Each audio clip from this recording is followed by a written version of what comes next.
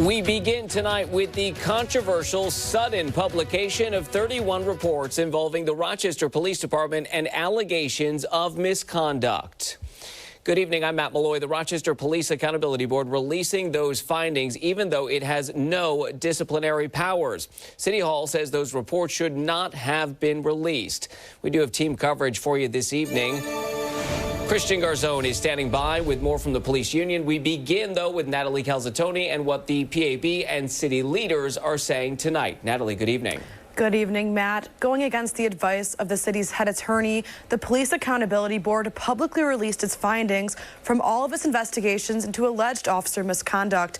Yesterday, of the 31 cases, the PAB found 22 instances supporting allegations of misconduct that included use of force, abuse of authority, and failure to act.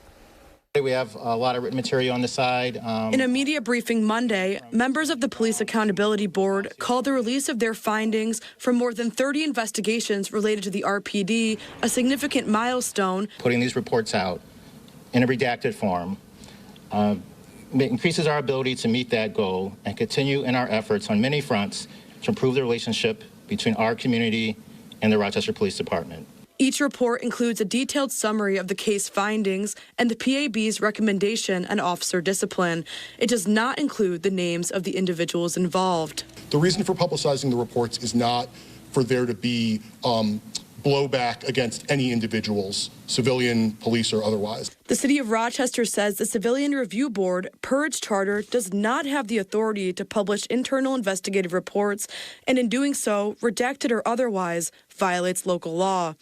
PAB members maintain they are following the law. Albany releases their civilian review boards, so there are other entities in New York State that are doing this, and the courts haven't attempted to stop them.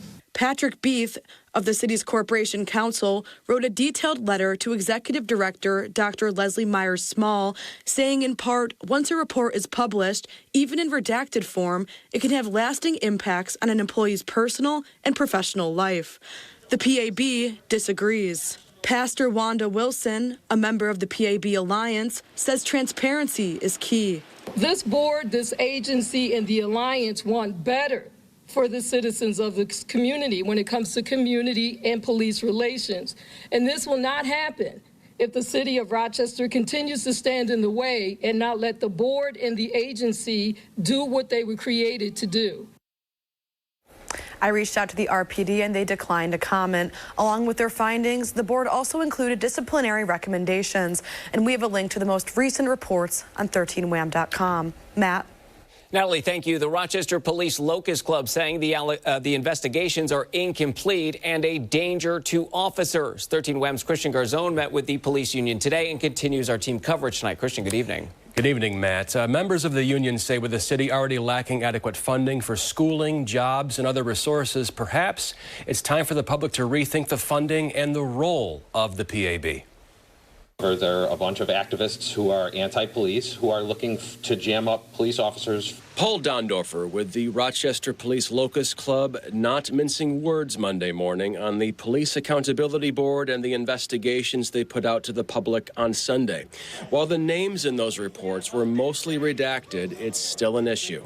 So redacting their names is a good start. However, there's still information that is in there that can lead people to believe that that is, whatever complaint that they made and move forward. Dondorfer said these investigations are incomplete, inflammatory, and pose a safety risk. Should some segments of the public take issue, there are ways to track down officers at home. And they're protesting in neighborhoods, and it's a danger to someone's young children. It's a danger to them. It's a danger to their neighbors. They did it just to do it because they were told not to do it, because they wanted to draw attention to themselves and justify their existence. General Counsel for the Locust Club, Matthew Rich, says it's time the public rethinks PAB funding.